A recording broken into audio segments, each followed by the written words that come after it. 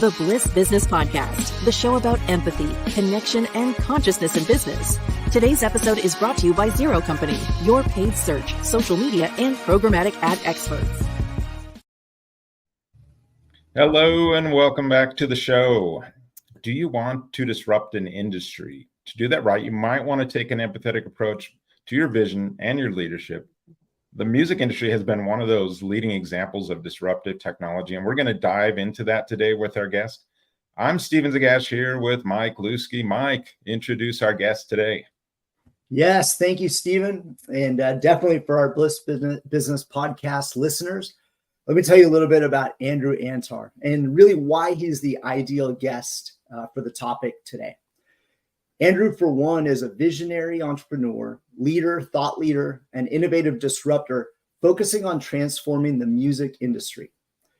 He's also a Web3 founder, designer, developer, investor, and crypto expert. And if that's not impressive enough for you, he's also classically trained as a violinist.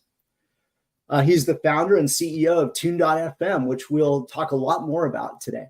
It's a groundbreaking decentralized music streaming platform and music NFT marketplace where music artists get the full value of their creativity and fans like us have access to the introduction of hot and upcoming artists and rare or exclusive content from music artists, icons, and legends. With a strong passion for music, technology, and innovation, Andrew has been at the forefront of integrating cutting-edge blockchain technology in the music industry. He holds a degree from Brown University, where in fact he founded the first accelerator and incubator fund as an inspiration, really, that continues to foster brilliant minds there today. He's also taught himself to code, build large enterprise applications for customers like Bank of America, Ernst & Young, Comcast, and where he was awarded even a blockchain patent. Andrew's on a mission to revolutionize the way music is discovered and played, and to transform how artists are compensated.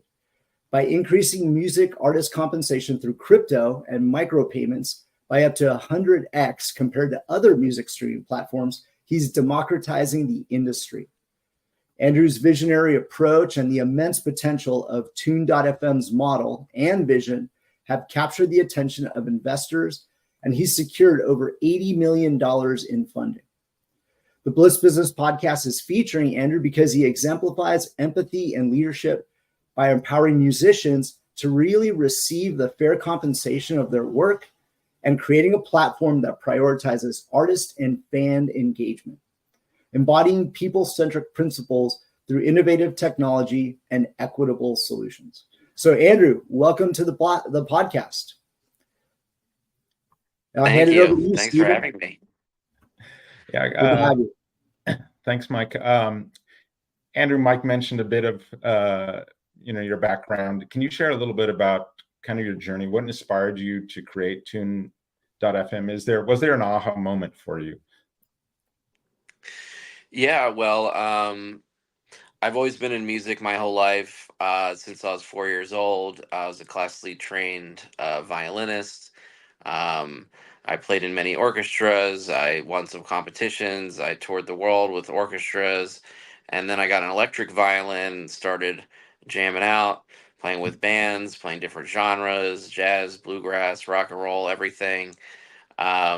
Joined some bands, recorded on some albums. And I started something called Musicians at Brown while I was there. And it was basically sort of a bulletin where anyone can sign up and just say, hey, I'm a musician, I'm down to jam, looking for a drummer, looking for a guitarist, if they want to put a band together. And that kind of blew up overnight. Out of the 6,000 students, like 4,000 were on it within a few days. Wow. It was pretty cool. And that was sort of the seed of the idea where I was like, hey, maybe there's something here. And that was back in the time when the Facebook movie had come out and social networks were growing. So sort of had the idea for creating a music social network. And then fast forward a bit, I did a bunch of things in the software space. I ran a software agency where we built a lot of enterprise applications. like Xfinity Mobile for Comcast. I got really into crypto and blockchain. I actually started mining Bitcoin in my dorm room in 2010. And I ran a hedge fund for 6 years. I got really into trading and options and derivatives. And so I sort of put together all of these skills, I guess, in music, tech, finance, and crypto to create Tune FM. And there was a sort of moment where I had a aha moment where I figured out what the right business model would be for music, and it seemed pretty obvious, um, at least when it occurred to me, that um, listeners should just directly pay the artist for the music that they're listening to.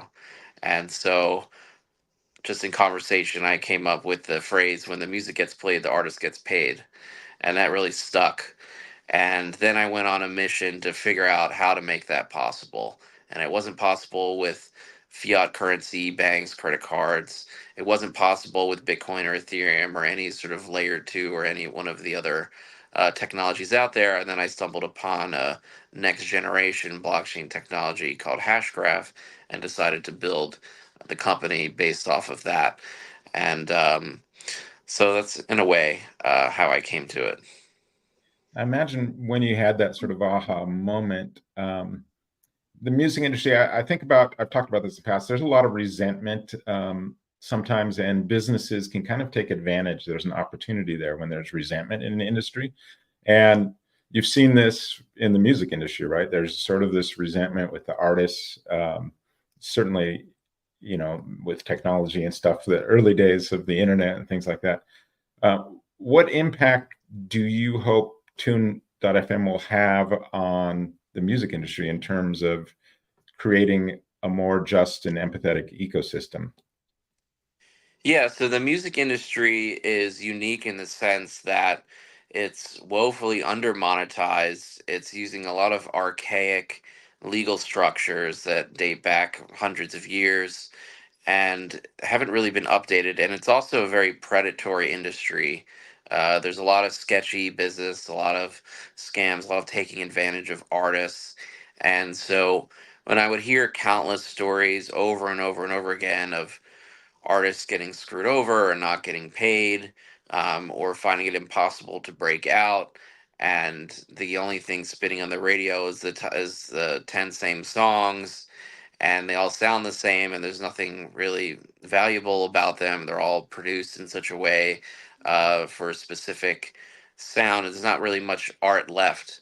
And the real artists, people who I know, whether it's my friends or family members or musicians or just people who I meet all the time, always being around musicians, seeing their struggle from the day-to-day basis, and from even my perspective as a musician, not wanting to have to go through that, just to sort of get my music out there and share it with the world. And then as a listener, I'm always trying to discover like great new music, and it's becoming harder and harder, even though the amount of content is increasing, because the algorithms just serve up the same stuff over and over again, and it's really becoming bland. And so, I felt that there was a real need to disrupt this industry, and technology as a way of disrupting incumbent industries, that ones that use sort of legacy technology or legacy legal structures, or sort of are under monetized. They're ripe for disruption, and I felt there's no better industry than the music industry to disrupt, because not only would it create such great outcomes for the artists, but it's one of the last like major industries that really hasn't seen its day, and really hasn't had much challenge in the way of disruptors. And Spotify sort of evolved the way that people consume music and pay for music, but on the artist side of the table, they still got paid less and less and less, and that problem hasn't gone away. And so that supply side of the marketplace hasn't been disrupted at all. And so I decided that, if there's any industry I'm going to go into and disrupt with technology, and payment technology especially, it'd have to be the music industry, because I'm an artist. That's definitely a fair statement there. So maybe we can dig in a little bit more, Andrew. to the empathetic component that perhaps was the motivator here. Obviously, as you've stated, music has been at times at the forefront of disruptive technology. I think of Napster, in my lifetime, as well as the iPod, right, with the idea of being able to carry 1,000 songs in your pocket. So, can you talk a little bit more about how the music industry has not always been, empathetic to artists and to the fans as well? Yeah, so of course, like the consumption of music and payment for music has evolved over time with different technologies, whether it's the LP or cassette, CDs, iPod, iTunes, now Spotify. And that's really kept changing things. But for the artists, things just got worse and worse. Um, at first, their labels are basically giving advances to artists to record albums. They give them some money, and in many ways, the artist doesn't know that they actually owe that money back. It's more of a loan, and then of course they spend the money on actually creating the album, and then they need to earn that back and pay it back with the streaming royalties. So until those labels recoup their advances, um, the artist is essentially indebted to the labels. And with so little monetization from the streaming, uh, close to nothing, and so little profit left even in touring because they're so expensive and there's so many people involved, it's virtually impossible for an artist to pay that back, even if their album is a major hit.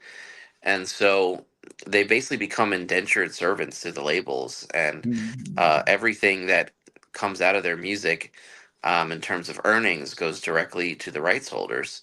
And they're sort of stuck in this cycle.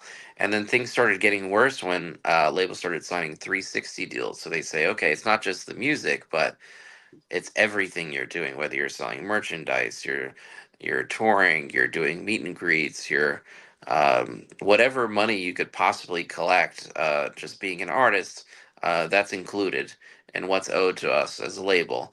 And so then it became even more impossible, and there's no way to make any income that they could actually keep for themselves. So even the most successful artists in the world are not as wealthy as one might think, because what they get for the music is so little, and what they owe to the rights holders is so much. And then the labels end up, on average, paying less than 10% of their earnings to the rights holders. And the labels are even getting a small amount from the streaming platform. So it's, little tiny percentages of nothing.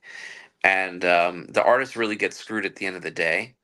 And they're the ones actually creating the music. It's sort of like, if you have a restaurant and you have the chefs who are creating the food and they don't get paid at all. They have to buy the food, they have to buy all the cookware, they have to do everything, and then they don't get paid for even doing it. So it's really a problematic situation. Yeah, And it's then a great. there's probably like 10 middlemen carrying that food to the the person who's going to eat it eventually, right? Great analogy. Yeah. Great analogy. Now, can you say a little bit more, I guess, about on the fan side? Yeah, so things have changed a lot for fans from downloading everything off Napster, Pirate Bay. I remember in the 90s going to the music store and buying CDs, and then records all of a sudden became big. I was on Napster and all that, and then I was on iTunes and had my library, and then eventually got Spotify and all these things. So I mean, we've all just been sort of locked into this all you can eat buffet, which is the Spotify model of, pay your $10, $15 a month, and here's the all you can eat. It's the licensed catalog. That's it. Have at it. And so, it's been great for fans, but it's been terrible for artists. And it's not even the best it can be for fans. It can be way better. There's a global catalog of music that's well over 500 million songs, and there's about 70 million songs on Spotify, maybe closer to 100 now. But there's so much more music out there. It's hard to discover local music. It's hard to get served up new music. The algorithms are not exactly the best, and they're geared towards making money for the rights holders and pushing certain songs. So there's a lot to be improved on both the consumer side and the artist side. So you can have all you can eat as long as it's just from this menu. Exactly. Yeah. So maybe turning to the AI and the crypto side of things, and maybe how those are starting to come into the mix. How do you see really the industry evolving maybe over the next 5 to 10 years? Given AI and given crypto. Yeah, so crypto really unlocks a lot of different possibilities. The main thing, which is really not all of crypto, but in particular our token running on Hedera Hashgraph, we're able to do micropayments for streaming royalties. So sending a fraction of a penny from here to Zimbabwe is something that's not possible with a credit card. And every country is its local currency, and being able to sort of get in and out of that is not possible with anything less than $10 or even $50 for international stuff. And so the ability to do global micropayments at scale, seamlessly, instantly, with virtually no fees and security, is something that only crypto blockchain can deliver. And only in particular Hedera, Hashgraph. And so our token actually does that. So when the music gets played, the artist gets paid for every single second that their music is streamed. So when I play a song from some random artist, let's say they're in, I don't know, Thailand, um, I'm literally automatically being sending money directly from my wallet to their wallet with no middleman. We're not even the middleman because it's fully non-custodial wallet. So I fully own my wallet. They fully own their wallet. I listen to the music, and automatically a payment is sent over. And so that's really sort of a groundbreaking, new capability that wasn't possible before, and therefore unlocks an entirely new business model. So we're more of this sort of a la carte fine dining restaurant versus your all you can eat Golden Corral buffet. So we've created an entirely new business model for the music industry, which is only now possible with the new technology. The same way that you know iTunes and the iPod technology created a new business model, and then with Spotify and when CDs came out. So the payment systems and the distribution technology for the music is always changing the way music can be paid for, and we're sort of the next generation of how music can be paid for. Gotcha. Now, this question may be getting us a little bit too in the weeds, and if it is, I apologize. But as far as your growth goes, are you planning for early adoption, to transform perhaps, let's just call them older generations that are accustomed to consuming their music, the way it is today, who may not have a wallet or may not even know what a wallet is, right? Or will the growth essentially be natural as generations that are, digital wallets are native to them? As they come online, then the growth will continue. I'm just kind of curious what your thoughts are. Yeah, I mean, there was a time when nobody would send important documents over email, and now people won't send important documents over snail mail, and they only trust email. There's a time when nobody would put their credit card into a website. I think it would get stolen.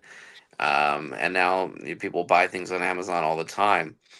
And in our case, with wallets, you don't actually need a wallet. We've done all the work for you, so we make it super simple that any sort of non-crypto native, non-Web3 onboarded, or you know even an older person can figure it out. And so when you sign up for Tune FM, you're just putting in your email and password, and we do all this sophisticated Web3 stuff for you under the hood. So we're creating your wallet, we're encrypting your private key with your password. We have a private key recovery protocol if you lose your password. We're airdropping you tokens so you can start listening right away, and it all happens seamlessly without the user having to do anything sophisticated. Yeah, so I think our fans are going to want to definitely check that out when they can. I think back when you talk about your journey, I mean, college and with that sort of music background there, and then you kind of go into this path of crypto and getting into that industry. And I wonder, I mean, do you feel like you have a higher purpose now in your career that you like didn't previously until these things kind of just came together for you?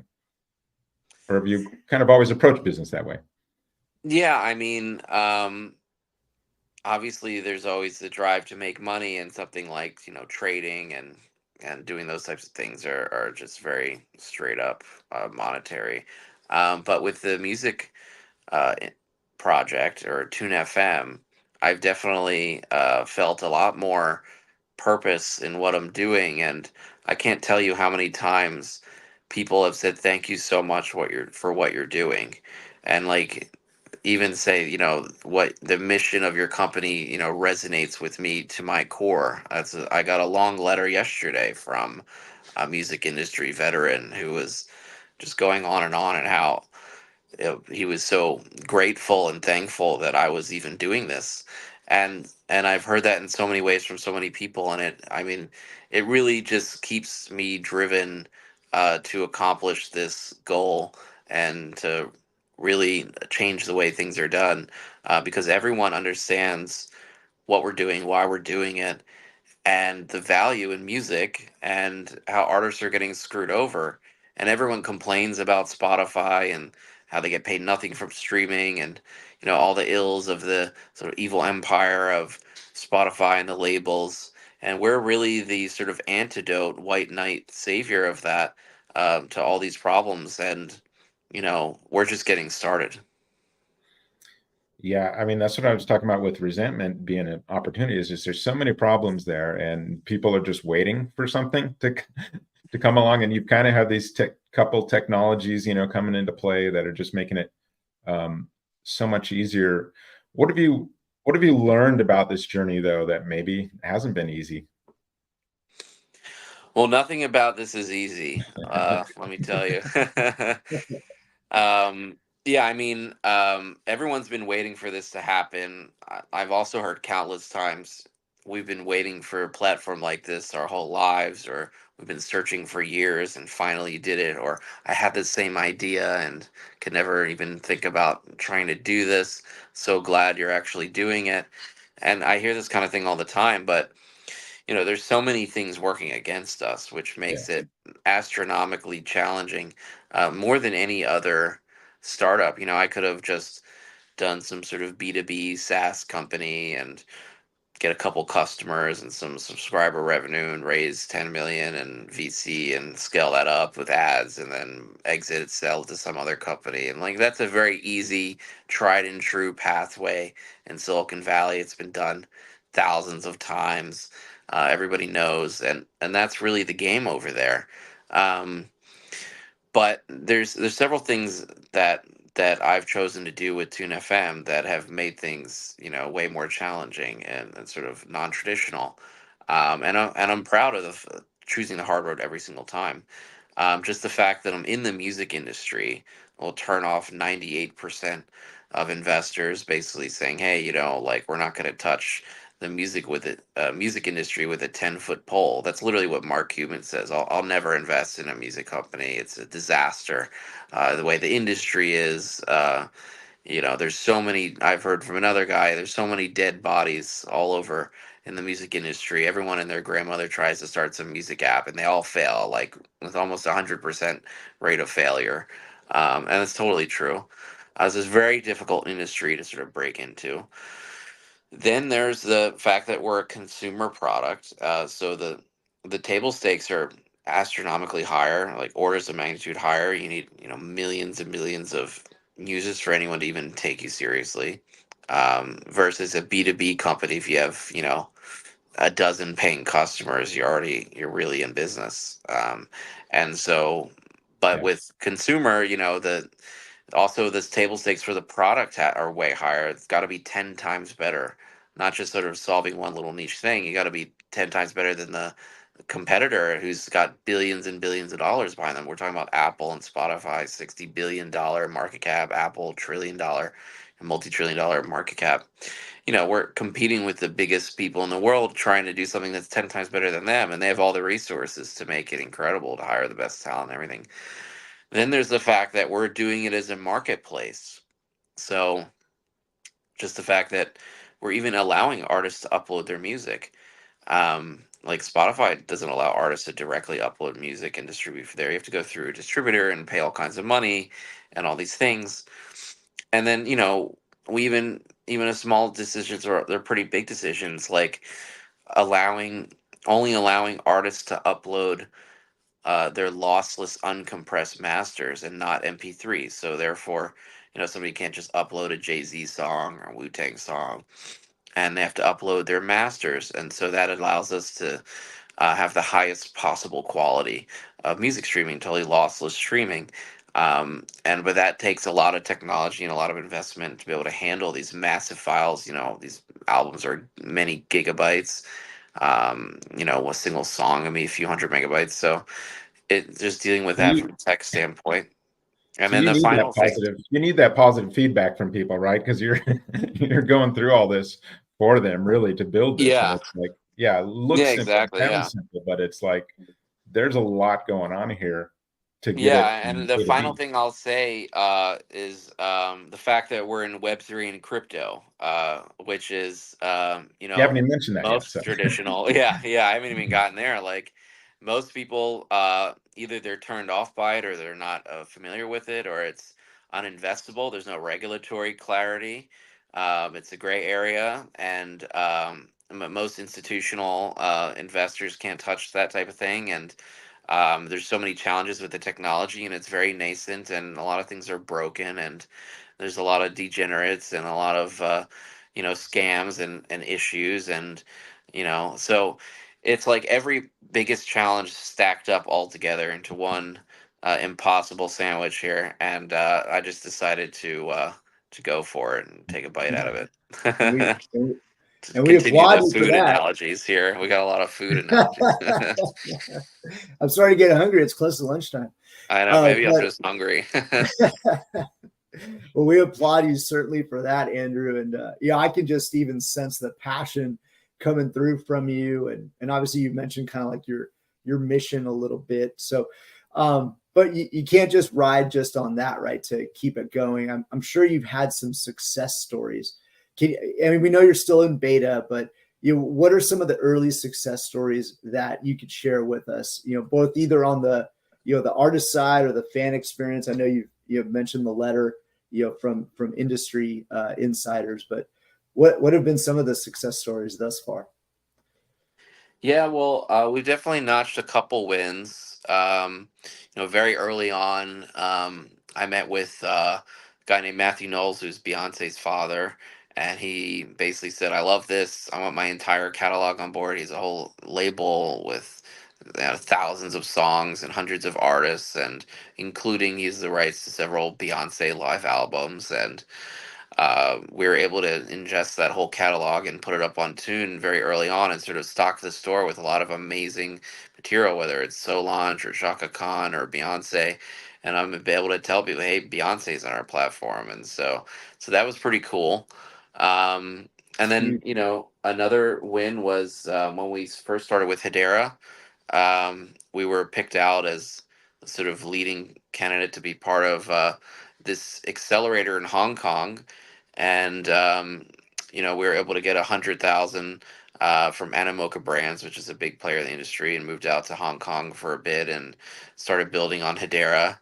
A few years prior to that, I had randomly stayed at an Airbnb in Austin. I moved to Austin, and then this woman was like, loved what I was doing, and she introduced me to her friend. And the next day, he gave me $100,000 check.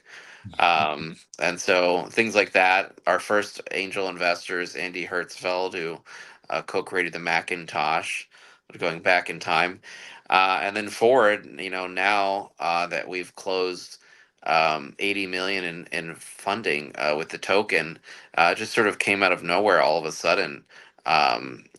some people made some introductions, and they said, okay, we're ready to do a deal. First it was 20 and 50, and then there's other deals over 10. And so, all these things happened relatively quickly and efficiently without much back and forth involved. And so I do believe that when you're on the right path, doing the right things, and the stars align, the things will just fall into place. And if you're constantly struggling and fighting and having 1,000 doors slammed in your face, you're probably going down the wrong path and sort of switch gears. And so we switched from the sort of traditional VC landscape, which had all the, oh, we love the company, we love you guys, the team, it's a great idea, the product, but here's the list of problems, which I listed earlier. And so we stopped going down that traditional Silicon Valley route and just said, hey, Web3 and tokenization is really a new way to finance a startup in a way. You're sort of selling the utility, the future utility of the product with these tokens. And so once we listed on an exchange, we're able to start bringing income into the company and start paying developers and marketers and things, and built up volume over time and with market makers, and added 20 more exchanges. And it's really like we're a publicly traded startup. I don't know if I Mhm. can say that from a financial advice perspective. We're not actually publicly traded equity. There's no equity, no security. Not financial advice, but do your own research. All that said, um, we're very much a publicly traded startup, and so that allows us to have access to capital. And then when you hit certain thresholds and the token has certain liquidity and certain volume, there's a whole industry of different types of private equity investors in liquid token funds, and they just find you and they come to you. So it was very, very little effort to actually raise this funding, but it was an insane amount of effort to get to the point where it became easy. So it's one of those situations where, 10 years in the making, and then things just happen. Yeah, things are coming together. That's a lot of success. Thank you for sharing that. Yeah, I love when I think your idea is kind of easily something that someone can grasp. Like they see the problems with it. But then there's also this thing that maybe we all have is I love seeing artists make it. I love seeing them achieve something they've dreamed about, this kind of positive empathy moment that you can have with that. Sometimes you walk into a bar or venue and there's this person that's not well known, and you're just like, why isn't this person, as popular as they should be? So I wonder, in that regard, are there some cool KPIs here for you, like to help X number of artists achieve their dreams or something? Is there some like bigger picture KPI that you can grasp onto that just keeps you rolling every day? Yeah, I mean, I can't tell you how many times I've been at an open mic and heard some singer songwriter doing original stuff, and it's just been mind blowing. Like, how is this not a top 10 radio hit type of thing? And I have friends who I collaborate with musically who are on that level, who, could easily be more famous than John Mayer or whoever, Michael Bublé. Um, and I don't even listen to those guys, but like people who are actually better. And and even my own brother, my older brother, well, my older brother is a co-founder, but my older brother is probably one of the best singer songwriters I've ever heard. And he's never sort of even tried to quote unquote make it. He's just doing his thing, and he plays for friends and plays for himself and plays at open mics. And I just felt like, it's like, why even try when you're gonna get screwed anyway. To make money with this, it's just art. It's sort of like I like to do painting in my free time, and I'm not trying to sell it in a gallery for $10 million, but I just enjoy painting, and so you could be Leonardo da Vinci and Van Gogh. None of these guys, Monet, none of them made money when they were alive. Maybe posthumously, and so this sort of loner singer songwriter genius person. You could have a John Lennon, just sort of down the street, down the hall from you, doing their thing, and nobody knows and nobody cares. And that's sort of really that's where my empathy comes from, is for those people. And I want to see them being able to earn a living with very little effort from their part in terms of monetization. Put all the effort into the music, but they shouldn't have to put any effort into making money off the music. So just upload the damn thing, and it should start paying you enough to actually pay your rent and put food on the table, not like earning $11.12 every 6 months, that check in the mail, you can hardly buy a sandwich. So I want to see the average talented artist and musician be able to earn a living. And then I want to see the ones who really blow up on our platform being able to earn tens of millions of dollars, hundreds of millions, way more than the traditional music industry pop stars. And so just really being able to um, allow artists to monetize and be successful, and all the metrics that we measure success.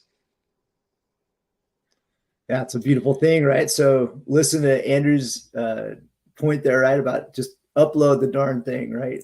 Do your thing, and you're making it available to them. So Andrew, I'm a little bit curious for other entrepreneurs too, and those that want to start their own business. Can you sum up for them a little bit, like the advice that you would want to give to an entrepreneur or someone who's looking to create a industry disrupting type of business? Sure. I can't tell you how many times I've seen founders try something for 6 months and give up. Um, Even if you have the best multi-billion-dollar idea, 6 months is a drop in the bucket. Even 9 months. You really need to do something, go all in for 5, 10 years before you can even really vet out whether it's viable or not. And there's nothing rational about being a founder. It's sort of like a I guess a mental condition, if you will. Um, it's rational people do is they go get a higher education and a job and something professional and get paid 6 figures and have a house and a family and whatever. There's nothing rational about being a startup founder. You have to be a little bit crazy, because you take an insane amount of risk. You have nothing to fall back on. There's no safety net. There's no guarantee you'll ever make any money. In fact, there's a much higher chance you'll lose a ton of money, to the order of hundreds of thousands of dollars, whatever you have, especially if you're crazy enough to put it all on credit cards. Put yourself into debt. 99% of startups fail. This is all known. Um, yeah, so you really have to be passionate about what you're doing in order to take that level of risk and operate in such a way that makes no sense to normal people, because you're not normal if you're doing this. And so um so yeah, if it's like, not everyone has to be a founder, like, I don't necessarily wish it upon anyone. It's just, you're either built this way or you're not. It's in the blood. If you're not a founder type, don't go through the pain. There's nothing amazing. I mean, it's all pain, and then some little gain, maybe, and most likely not. And by that time, you'll be over it anyway. So, my advice is, really care about what you're doing. And it has to be a situation where you have no other choice but to do this mission and accomplish this goal, because you're so dead set on it. And if you have other options that are better, just take them. Like, don't even. Yeah, I really appreciate your point earlier, and I think you sort of encapsulated it around the word pain. But when you said you have taken the tougher road and you could have gone a certain route, but every time you took the tougher road and you've seen it, pay dividends. So I think that's beautiful advice. Thank you for sharing that, with us. Yeah, I wonder, you talk about this, you need to have that passion in it. And I think I always say you got to embrace some of the uncertainty. You just don't know. Otherwise it's going to drive you crazy, right? You just don't know. You're going down this path. but that's got to just drive you. You got to keep, your nose to the grindstone. You've got to keep pounding it through all that stuff. You listed all these obstacles that you had to go through to get this thing going. So there's got to be passion there. What do you say to those who say business is business and love doesn't belong in business? I guess those people are pretty short-sighted. If you don't love your business, then you have no business being in that business. That sums it up pretty concise. How can our listeners get involved with Tune FM and support its mission to revolutionize the music industry? Where can they find out more? Well, the easiest way to find out more is go to tune.fm. The name is the domain. Just plug that in, and everything's there. You can download our app. Everything's out there. And tell us about the Summer of Love tomorrow. Yeah, so we're really excited to announce this epic drop that's happening, where we have the exclusive streaming rights in perpetuity for one of the most iconic compilation albums ever put together. We have super rare and unheard, unreleased recordings of Jimi Hendrix, Bob Marley, Marvin Gaye, The Who, Eric Clapton, Elvis, James Brown, and many, many more. Some alternate versions or recordings or live versions of famous songs, and also songs that have never been heard before by the general public. And so this is all going to be on Tune FM. We're doing a really cool drop, and then we're going to be releasing the full album for streaming very soon, within the next month or so. We're going to be auctioning it off. And so this drop coming up is a lot of incredible content and sort of preview of what's to come. And we'll be at Nashville for the Bitcoin conference, and we're throwing a big event there featuring female country artists who are all up and coming, all Tune FM artists who have millions of followers, who are really incredible. And we're going to have a good time. So join us in Nashville, join us on Tune FM, take a look, check out the drop, and we hope to see you. Yeah, I'm in. Andrew, great to have you on. This was another fun one. That's it for today's episode. We will see you next time on the Bliss Business Podcast.